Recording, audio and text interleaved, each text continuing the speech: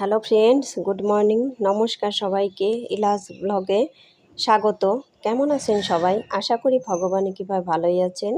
আমিও তো অনেক ভালো আছি আপনাদের আশীর্বাদে আর ভালোবাসায়।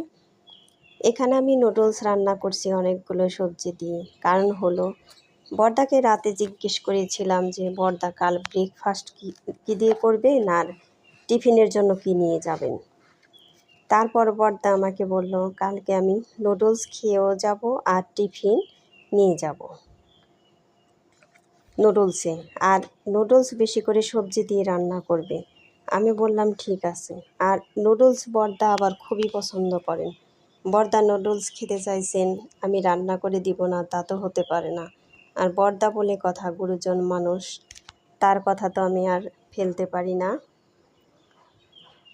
এই তো নুডলসটা আবার অন্য সবাই বেশি পছন্দ করে না, বড়দাই বেশি পছন্দ করে। এই যে আমি কিন্তু নুডলস এমনি ভেঙেই দিব, আনাম খেতে পছন্দ করে না এই জন্য। আর নুডলস আমি 2 প্যাকেট রান্না করব, 2 প্যাকেটের জন্য 2টা ডিমই দিয়ে দিব। এই 2টাই দিয়ে দিলাম। আর নুডলসটা আমি আজকে একটু ঝরঝরে রান্না করতে চাইছি, কারণ কাদা নুডলস হলে খেতে বেশি ভালো লাগে না। এটা পরিমাণ মতো আমি এখন জল দিয়ে দিলাম। আর আমার আজকে নুডলসে মনে হচ্ছে তেলটা বেশি হবে, তেল বেশি পড়ে গিয়েছে।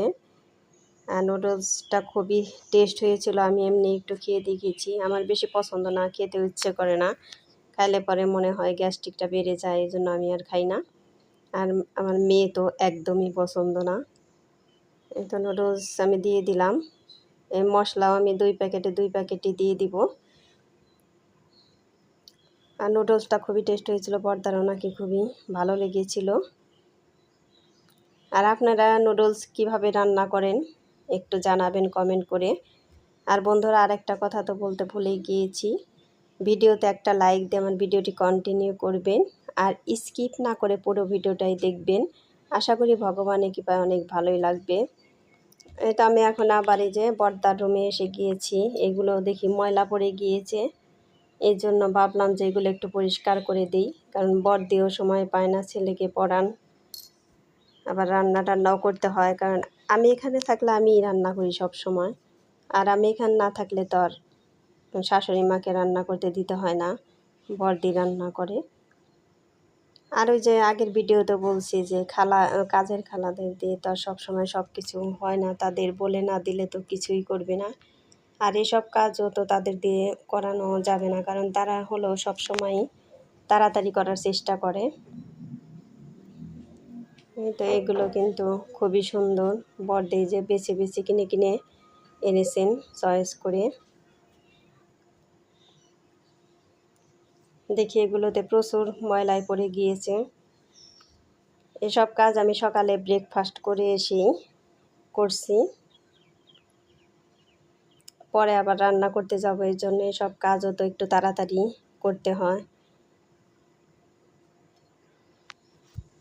সব কিছুতে একদম ধুলা পড়ে গিয়েছে, এসব জায়গায় কখনোই ঝাড়ু টাড়ু দেয় না, একদমই মনে হয় যে ওয়ারড্রবের ওপর টোপর ফুলদানি সব কিছুতেই ধুলায় সাদা হয়ে গিয়েছে। তাই ভাবলাম যে না, আজকে আর একটু আলসি করবো না, আলসি না করে এগুলো একটু ঝেড়ে দিই। একটু ঝাড়া দিলেই একদমই পরিষ্কার হয়। এই যে এই ফুলদানিটাও কিন্তু খুবই সুন্দর, একদম আমার তো একদমই পছন্দ হয়েছিল, এই জন্য ভাবলাম যে আমি একটু এটা দিয়েই ভিডিওটা করি। আমার প্রথমেই খুবই দেখে পছন্দ হয়েছে, পরে আবার এই যে চয়েস করে কিনে তারপরে এনেছেন। এটার উপরে যে মোবাইল চার্জে দেওয়া হয় অনেকগুলো, এই জন্য এই যে মোবাইলের চার্জার। আর বন্ধুরা, যে যেখানেই থাকেন কাছে কিংবা দূরে, সেখান থেকে আমার ভিডিওটি কষ্ট করে দেখে নেবেন আর সুন্দর করে কমেন্ট করে জানাবেন। আর আমার অনেক আপুরা দিদি ভাইরা দেখি শুধু লাইক করে ভিডিওটি দেখে নিলাম, সাবস্ক্রাইবার করে দেখে নিলাম, এইগুলো এইভাবে লিখলে পরে ওই সাবস্ক্রাইবারের কিন্তু কোনো দাম নেই, ওই ঘন্টা 2 থেকে তারপরেই কিন্তু কেটে নিয়ে যায়। কাজেই আপনাকে হাজারবার বলি যে এইভাবে কমেন্টগুলো করেন না, এইভাবে কমেন্টগুলো করলে কিন্তু আপনার চ্যানেলেরও ক্ষতি হবে, আমার তো হবেই। আমার চ্যানেলও এগোবে না, আপনার চ্যানেলও আগাবে না।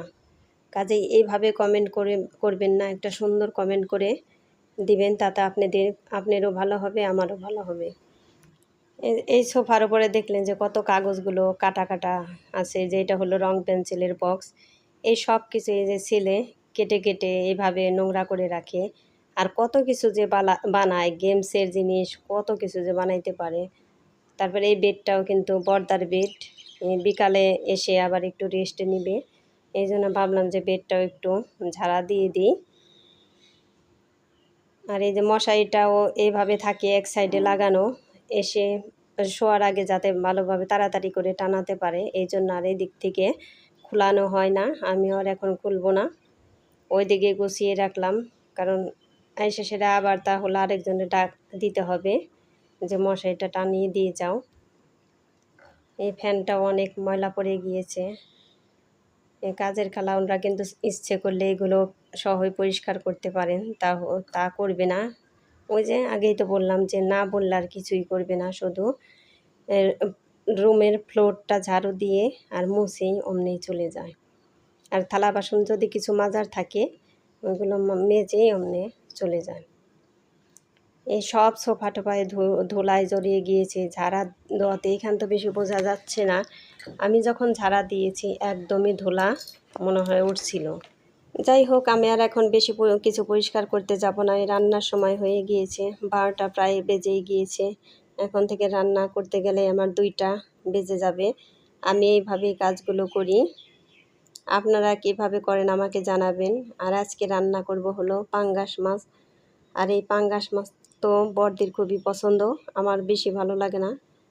আর বাচ্চাদের তো পছন্দ, কাটা নাই বেশি, এই জন্য। তো আমার মাছগুলো ভাজা হয়ে গিয়েছে, এখন আমি মাছগুলো উঠিয়ে নিচ্ছি। মাছগুলো কিন্তু আমি ভালো করে ভেজে নিয়েছি একটু লাল লাল করে। আর এই মাছ এত আস্তে আস্তে আমি ভাজতেছি, তাছাড়া ফুটে একদম চোখে মুখে গিয়ে চোখ মুখ কানা হয়ে যাবে, এই জন্য আমি ভাবলাম যে না, একটু আস্তে আস্তে আমি ভাজি। আর এই মাছটা একটু রেখে দিলাম, এই মাছটা একটু ভেজে নিব, কারণ ছেলে আবার মাছ ভাজা পছন্দ করে, এই জন্য এই যে মাছ ভাজার সাথে একটু তেল উঠিয়ে নিলাম। ওর আবার মাছ ভাজা হলে আর কিছু লাগবে না, এই জন্য ভাবলাম যে এক খণ্ড মাছ ভেজে দিই। এই তো ভাজা হয়ে গিয়েছে, এখন আমি তেজপাতা, গরম মশলা আর জিরে সম্বার দিয়ে দিলাম। ওই আলুগুলো দিয়ে দিলাম, কেটে রাখা আলু, এগুলো একটু ভালো করে ভেজে নিব। আজকে তরকারিটা হবে আলু কপি দিয়ে। এই সময় কিন্তু কপি পাওয়া যায় না, আর এই গাজীপুরে সব সবজি পাওয়া যায় সব সময়, এইটা খুবই ভালো লাগে। আমাদের ঝিটকা তো কপি এখন পাওয়াই যাবে না, কারণ সিজন ছাড়া তো পাওয়াই যাবে না। আর এই জায়গা কৃষি গবেষণার জায়গা, তো এর জন্য সব সবজি ফলায়, যত কষ্টই হোক। পরিশ্রম করে অনেক পরিশ্রম করে এখানকার কৃষকরা। এই আর কাঁচামরিচ আমি পরে দিয়ে দিলাম, এমনি তো সবজির সাথে সাথে দিয়ে দিই। ওই একটু জিরে গুঁড়ো আর মরিচের গুঁড়ো দিয়ে দিলাম, মরিচের গুঁড়োর কালারটা একটু নষ্ট হয়ে গিয়েছে, এজন্য যে কালারটা বেশি হয় নাই।